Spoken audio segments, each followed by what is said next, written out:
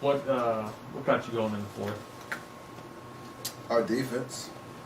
We finally got stops. We turned it into transition. Otto set 2 amazing screens for me. Can you hear me? I can. Don't know Zoom can. That ain't my problem. My bad. I should have disrespected the setup. I'm young professionals. Otto set 2 good screens to get me free in our half-court offense, but our defense was unreal. I was guarding Okoro in the corner for most of the quarter and trying to be in help position on it, and I was just amazed at ball pressure and everybody on the string. So that's why we gave ourselves an opportunity to come back. That's why for 36 minutes we never left an impression on the game, because it's a combination of a little lack of energy, focus, but also they were hitting shots, and that was a kind of emotional roller coaster until that last quarter. I think this is the 35th time you've had at least 20 in a quarter. When you get rolling like that, what does it feel like? I'm not thinking about anything. It's just a good energy, because not only are you feeling good, you feel like you're in the right position, making the right cut, somebody's making the right screen. And even if I'm not the one taking the shot, then there's something else, good happening on the back end of the play. So it's nice that the first one went in, because we were about to run a play and they had a breakdown, and I turned around, I had a space.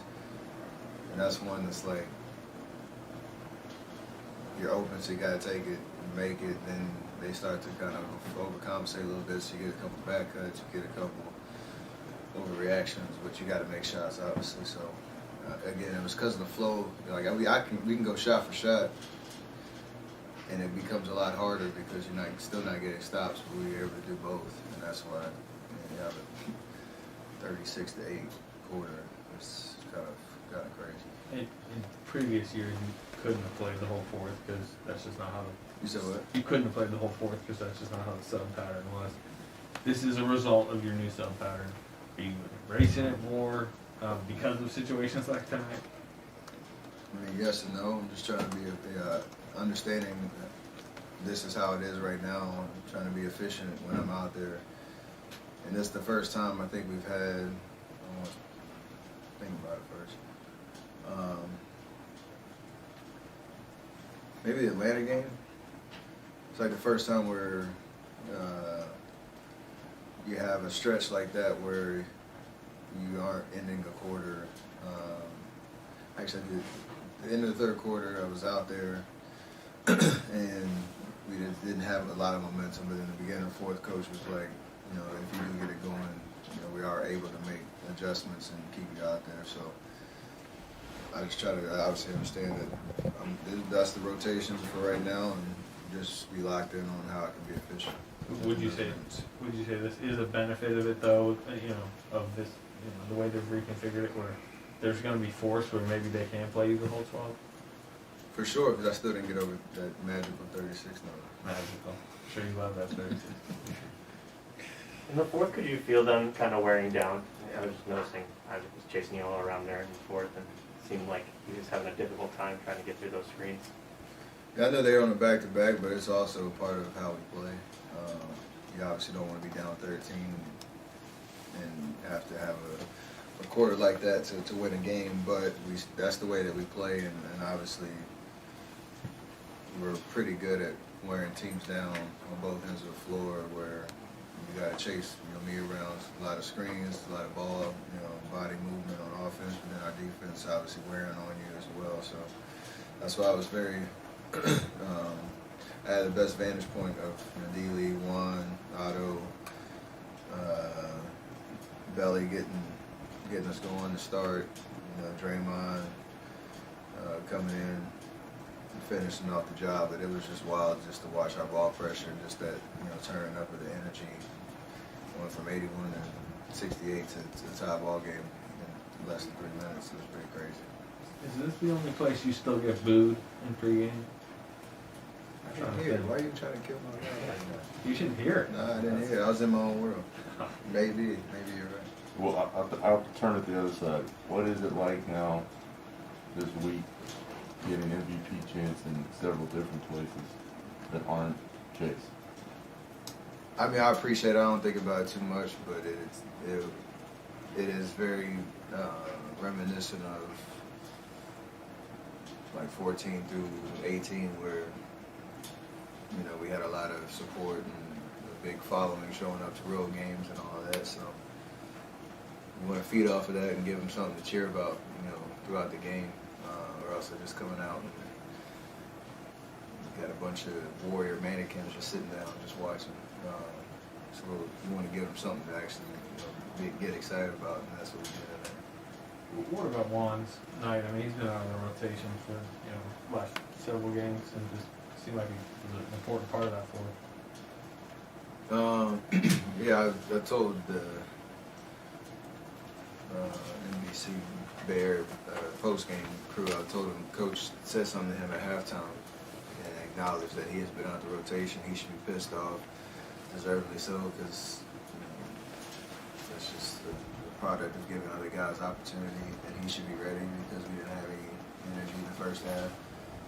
You can tell minutes, he was just his, and then the fourth quarter took off, on both ends of the floor. So it's kind of, again, we talk about it all the time. That's going to be a byproduct of the amount of talent and depth that we do have. There's going to be a couple of guys on the outside looking in occasionally, but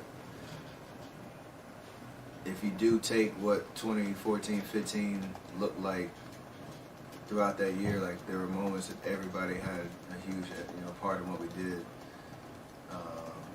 and that is the recipe.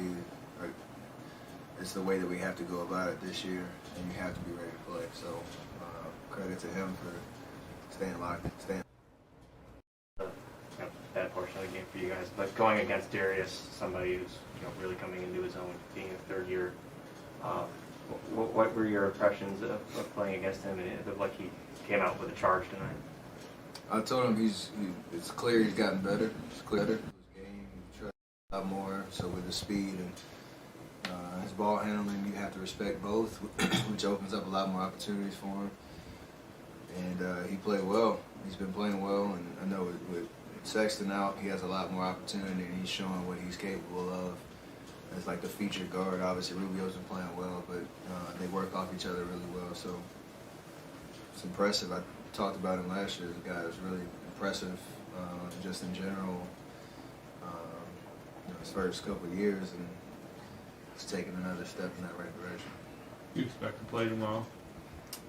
Get an assessment. That charge really messed with me a little bit, so I'm just trying to deal with that a little bit. So we'll see how it feels when I wake up. Just fell on the hip hard. Yeah, I got a lot of meat back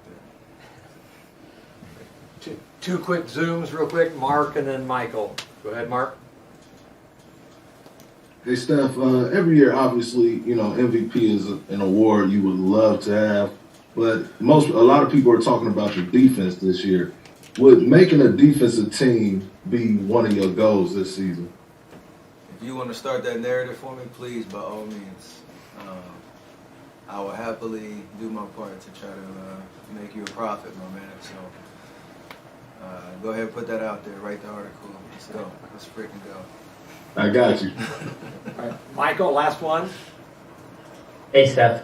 Steve Kerr seemed to mention that you seem notably stronger this year than previous seasons. I wanted to know, has that been a focus of yours in this last year or so? And then looking back early in your career, what was that process like filling out your frame as a young, kind of skinny kid, so to speak? I mean, I've always been a late bloomer at every level, so it has been a conscious effort to take advantage of every off season and understand how teams defend me and the minutes and the load that you carry. It helps. Just a concerted effort and focus on everything that goes into playing at this level, year after year after year, and that is part of it. So I have an amazing team that helps me in the off season. Obviously, Brandon Payne and his crew, and then with the staff here. and Carl Bersham, who's been a huge part in what my program is. I just stick with it. They tell me what to do, and we get it done. Great. Everybody, appreciate that.